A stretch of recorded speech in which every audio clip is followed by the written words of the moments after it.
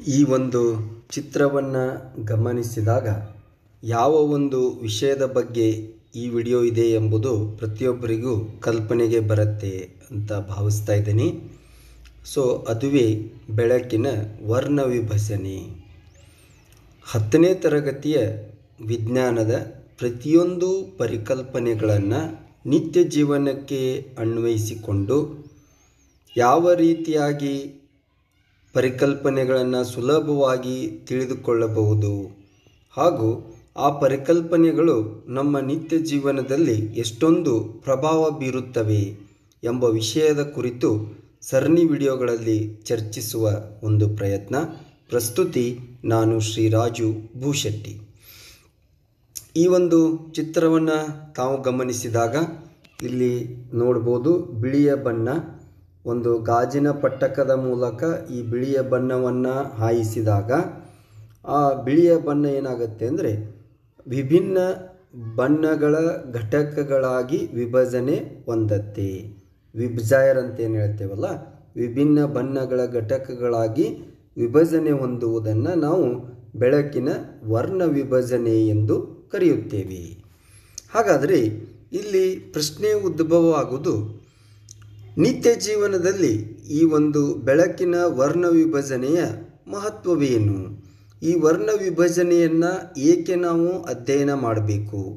ನಮ್ಮ ನಿತ್ಯ ಜೀವನವನ್ನು ಯಾವ ಮಟ್ಟದಲ್ಲಿ ಈ ಒಂದು ಪರಿಕಲ್ಪನೆ ಪ್ರಭಾವಿಸಿದೆ ಎಂಬುದನ್ನು ನಾವು ವಿಶ್ಲೇಷಣೆ ಮಾಡುವುದಾದರೆ, ಮುಖ್ಯವಾಗಿ ಈ ಒಂದು ಬೆಳಕಿನ ವರ್ಣ ವಿಭಜನೆಯನ್ನು ಅಧ್ಯಯನ ಮಾಡುವುದರಿಂದ ನಮಗೆ ಬೆಳಕಿನ ಸ್ವರೂಪ ಹಾಗೂ ದ್ರವ್ಯದೊಂದಿಗೆ ಬೆಳಕಿನ ಪರಸ್ಪರ ಕ್ರಿಯೆಗಳನ್ನು ಅರ್ಥ ಮಾಡಿಕೊಳ್ಳಲು ನಮಗೆ ಸಹಾಯ ಮಾಡುತ್ತೆ ಅಂತೇಳಿ ನಾವು ಹೇಳ್ತೀವಿ. ಇನ್ನು ಪ್ರತಿಯೊಬ್ಬರೂ ಗಮನಿಸಿರ್ಬೋದಾದಂಥ ಈ ಒಂದು ವಿದ್ಯಮಾನವನ್ನು ತಾವು ನೋಡಿದ್ಗಳನ್ನ ನಿರ್ಣಯಿಸ್ತೀರಿ. ಇದು ಕಾಮನ ಬಿಲ್ಲು. ಸೊ ಈ ಕಾಮನ ಬಿಲ್ಲುಗಳಂತಹ ವಿದ್ಯಮಾನಗಳು ಇರಬಹುದು. ಲುಬ್ರಿಕೆಂಟ್ ಅಂತಂದರೆ ಆಯಿಲ್ ಅಂತ, ಡಿಫ್ರೆಂಟ್ ಆಯಿಲ್ಸ್ ಅಂತ ಹೇಳ್ತೀವಿ. ಈ ಲುಬ್ರಿಕೆಂಟ್ಗಳಲ್ಲಿ ಉಂಟಾಗುವಂಥ ವರ್ಣರಂಜಿತ ಪಟ್ಟಿಗಳ ರಚನೆ ಇರಬಹುದು ಮತ್ತು ಈ ಅಸ್ಪಷ್ಟ ಚಿತ್ರಗಳನ್ನುಂಟು ಮಾಡುವ ಮಸೂರಗಳಲ್ಲಿನ ಅಪೂರ್ಣತೆಗಳ ಬಗ್ಗೆ ಒಳನೋಟವನ್ನು ಒದಗಿಸಲು ಬೆಳಕಿನ ವರ್ಣ ವಿಭಜನೆ ನಮಗೆ ಸಹಾಯ ಮಾಡುತ್ತೆ ಅಂತೇಳಿ ನಾವು ಹೇಳ್ತೇವೆ. ಇನ್ನು ಮುಂದಿನ ಒಂದು ಮಹತ್ವವಾದಂಥ ಉಪಕರಣ ಇಲ್ಲಿ ಚಿತ್ರದಲ್ಲಿ ತಾವು ಗಮನಿಸ್ತಾ ಇದ್ದೀರಿ. ಇದು ಸ್ಪೆಕ್ಟ್ರೋಮೀಟರ್ ಅಂತೇಳಿ ಹೇಳ್ತೀವಿ. ಈ ಸ್ಪೆಕ್ಟ್ರೋಮೀಟರ್ಗಳಂತಹ ವೈಜ್ಞಾನಿಕ ಉಪಕರಣಗಳ ಅಭಿವೃದ್ಧಿಯಲ್ಲಿಯೂ ಕೂಡ ಬೆಳಕಿನ ವರ್ಣ ವಿಭಜನೆ ಪ್ರಮುಖ ಪಾತ್ರವನ್ನು ವಹಿಸುತ್ತದೆ ಎಂದು ನಾವು ಹೇಳ್ತೀವಿ. ಹಾಗಾದರೆ ಏನಿದು ಸ್ಪೆಕ್ಟ್ರೋಮೀಟರ್ ಅಂದರೆ ಏನು?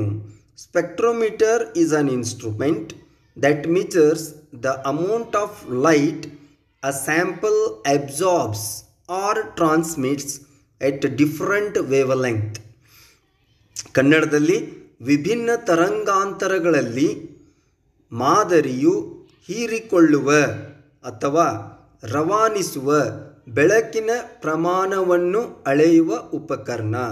ಅಂದರೆ ಯಾವುದೇ ಒಂದು ವಸ್ತು ಇರ್ಬೋದು ಅಥವಾ ಮಾದರಿ ಇರ್ಬೋದು, ಅದು ಯಾವ ಪ್ರಮಾಣದಲ್ಲಿ ಬೆಳಕನ್ನು ಹೀರಿಕೊಳ್ಳುತ್ತೆ ಅಥವಾ ಬೆಳಕನ್ನು ರವಾನಿಸುತ್ತದೆ, ಅದು ಹೀರಿಕೊಳ್ಳುವ ಅಥವಾ ರವಾನಿಸುವ ಬೆಳಕಿನ ಪ್ರಮಾಣವನ್ನು ಅಳೆಯುವಂಥ ಉಪಕರಣವನ್ನು ನಾವು ಸ್ಪೆಕ್ಟ್ರೋಮೀಟರ್ ಅಂತೇಳಿ ಹೇಳ್ತೇವೆ. ಈ ಸ್ಪೆಕ್ಟ್ರೋಮೀಟರ್ ಕಾರ್ಯನಿರ್ವಹಿಸುವುದು ಕೂಡ ಬೆಳಕಿನ ವರ್ಣ ವಿಭಜನೆಯ ಆಧಾರದ ಮೇಲೆ ಎಂದು ನಾವು ಹೇಳ್ತೇವೆ. ಹಾಗಾದರೆ ನಾವು ಮುಖ್ಯವಾಗಿ ನೆನಪಿನಲ್ಲಿಟ್ಕೊಳ್ಬೇಕು, ಬೆಳಕಿನ ಸ್ವರೂಪವನ್ನು ಅರ್ಥ ಮಾಡಿಕೊಳ್ಳಲು ಬೆಳಕಿನ ವರ್ಣ ವಿಭಜನೆ ಸಹಾಯಕ. ಅಂತಂದರೆ ಬಿಳಿಯ ಬಣ್ಣ ಅಂತಂದರೆ ಅದು ಕೇವಲ ಒಂದೇ ಬಣ್ಣವಲ್ಲ, ಅದು ಹಲವು ಬಣ್ಣಗಳ ಸಂಯೋಜನೆಯಾಗಿದೆ ಎಂಬುದನ್ನು ಬಹಿರಂಗಪಡಿಸಲು ಕೂಡ ಬೆಳಕಿನ ವರ್ಣ ವಿಭಜನೆ ತುಂಬ ಸಹಾಯಕವಾಗಿದೆ ಅಂತೇಳಿ ನಾವು ಹೇಳ್ತೀವಿ. ಅಷ್ಟೇ ಅಲ್ಲ, ವಿಭಿನ್ನ ಬಣ್ಣಗಳ ಬೆಳಕು ವಿಭಿನ್ನ ತರಂಗಾಂತರಗಳನ್ನು ಹೊಂದಿರುತ್ತದೆ ಮತ್ತು ಮಾಧ್ಯಮದಲ್ಲಿ ಸ್ವಲ್ಪ ವಿಭಿನ್ನ ವೇಗದಲ್ಲಿ ಚಲಿಸುತ್ತದೆ ಎಂಬುದನ್ನು ಎತ್ತಿ ತೋರಿಸುತ್ತದೆ ಈ ಒಂದು ಬೆಳಕಿನ ವರ್ಣ ವಿಭಜನೆ. ವೇಗದಲ್ಲಿನ ಈ ವ್ಯತ್ಯಾಸದಿಂದಾಗಿ ಬೆಳಕು ಗಾಜಿನ ಪಟ್ಟಕ ಅಥವಾ ಮಳೆಹನಿಯಂತಹ ವಿಭಿನ್ನ ಮಾಧ್ಯಮವನ್ನು ಪ್ರವೇಶಿಸಿದಾಗ ಹೇಗೆ ಬಾಗುತ್ತದೆ ಎಂಬುದನ್ನು ಬೆಳಕಿನ ವರ್ಣ ವಿಭಜನೆ ವಿವರಿಸುತ್ತದೆ. ಅದರ ಜೊತೆಗೆ ನೈಸರ್ಗಿಕ ವಿದ್ಯಮಾನಗಳನ್ನು ಕೂಡ ವಿವರಿಸಲು ವರ್ಣ ವಿಭಜನೆ ತುಂಬ ಸಹಾಯಕವಾಗಿದೆ ಎಂದು ನಾವು ಹೇಳ್ತೀವಿ. ಹಾಗಾದರೆ ಆಕಾಶದಲ್ಲಿ ಕಾಮನ ಬಿಲ್ಲುಗಳು ಏಕೆ ಕಾಣಿಸಿಕೊಳ್ಳುತ್ತವೆ ಎಂಬುದನ್ನು ಅರ್ಥ ಮಾಡಿಕೊಳ್ಳಲು ಬೆಳಕಿನ ವರ್ಣ ವಿಭಜನೆಯು ಪ್ರಮುಖವಾಗಿದೆ. ಇಲ್ಲಿ ಪ್ರತಿ ಮಳೆ ಹನಿಯು ಕೂಡ ಸಣ್ಣ ಪಟ್ಟಕವಾಗಿ ಕಾರ್ಯನಿರ್ವಹಿಸುತ್ತದೆ ಎಂದು ನಾವು ಹೇಳ್ತೇವೆ. ನಂತರ ವಜ್ರದ ಅಸಾಧಾರಣ ಹೊಳಪು.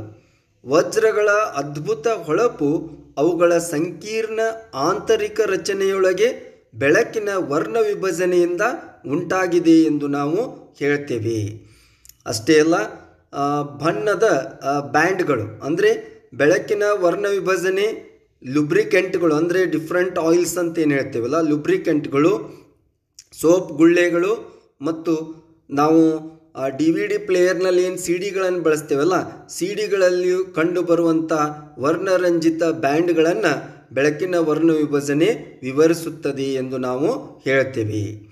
ಇನ್ನು ವೈಜ್ಞಾನಿಕ ಉಪಕರಣಗಳು ಈಗಾಗಲೇ ನಾವು ನೋಡ್ತಾ ಇದ್ದೀವಿ. ಸ್ಪೆಕ್ಟ್ರೋಮೀಟರ್ ವಸ್ತುಗಳು ಹೊರಸೂಸುವ ಅಥವಾ ಪ್ರತಿಫಲಿಸುವ ಬೆಳಕನ್ನು ವಿಶ್ಲೇಷಿಸಲು, ಅವುಗಳ ರೋಹಿತದ ಬೆರಳಚ್ಚುಗಳನ್ನು ಬಹಿರಂಗಪಡಿಸಲು ಸ್ಪೆಕ್ಟ್ರೋಮೀಟರ್ಗಳಲ್ಲಿ ಗಾಜಿನ ಪಟ್ಟಕವನ್ನು ಬಳಸಲಾಗುತ್ತದೆ ಎಂದು ನಾವು ಹೇಳ್ತೇವೆ. ಇನ್ನು ಸ್ಪೆಕ್ಟ್ರೋ ರೇಡಿಯೋಮೀಟರ್ ಅನ್ನುವಂಥ ಒಂದು ಉಪಕರಣ ಇಲ್ಲಿ ಚಿತ್ರದಲ್ಲಿ ತಾವು ಗಮನಿಸ್ತಾ ಇದ್ದೀರಿ. ಸ್ಪೆಕ್ಟ್ರೋ ರೇಡಿಯೋಮೀಟರ್ ಈ ಉಪಕರಣಗಳು ವಿಭಿನ್ನ ತರಂಗಾಂತರಗಳಲ್ಲಿ ಬೆಳಕಿನ ತೀವ್ರತೆಯನ್ನು ಅಳೆಯುತ್ತವೆ. ವಿಭಿನ್ನ ತರಂಗಾಂತರಗಳಲ್ಲಿ ಬೆಳಕಿನ ತೀವ್ರತೆಯನ್ನು ಅಳೆಯಲಿಕ್ಕೆ ಸ್ಪೆಕ್ಟ್ರೋ ರೇಡಿಯೋಮೀಟರ್ ಸಹಾಯಕವಾಗಿದೆ. ಇದು ವಸ್ತುಗಳು ಮತ್ತು ಬೆಳಕಿನ ಮೂಲಗಳ ಅಧ್ಯಯನದಂತಹ ಅನ್ವಯಗಳಿಗೆ ನಿರ್ಣಾಯಕವಾಗಿದೆ ಎಂದು ನಾವು ಹೇಳ್ತೀವಿ. ಇನ್ನು ಕೆಲವು ಆಪ್ಟಿಕಲ್ ಉಪಕರಣಗಳು, ಮುಖ್ಯವಾಗಿ ನಾವು ಏನು ಹೇಳ್ಬೋದು ಅಂತಂದರೆ, ಈ ಬೆಳಕಿನ ವರ್ಣ ವಿಭಜನೆಯನ್ನು ಅರ್ಥ ಮಾಡಿಕೊಳ್ಳುವುದರಿಂದ ಸೂಕ್ಷ್ಮದರ್ಶಕ ಅಥವಾ ದೂರದರ್ಶಕ, ಕ್ಯಾಮ್ರಾ, ಇವುಗಳಲ್ಲಿ ಏನು ಮಾಡ್ಬೋದು ಅಂದರೆ ಇವುಗಳ ಚಿತ್ರವನ್ನು ನಾವು ಉತ್ತಮಪಡಿಸ್ಬೋದು ಅಂತೇಳಿ ನಾವು ಹೇಳ್ತೇವೆ. ಅಂದರೆ ಚಿತ್ರದ ಗುಣಮಟ್ಟವನ್ನು ಉತ್ತಮಪಡಿಸ್ಲಿಕ್ಕೂ ಕೂಡ ಬೆಳಕಿನ ವರ್ಣ ವಿಭಜನೆ ಸಹಾಯ ಮಾಡುತ್ತೆ ಅಂತೇಳಿ ನಾವು ಹೇಳ್ತೀವಿ.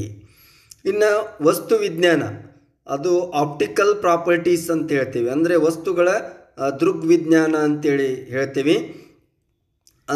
ಇದನ್ನ ನಾವು ಗಮನಿಸಬೇಕು.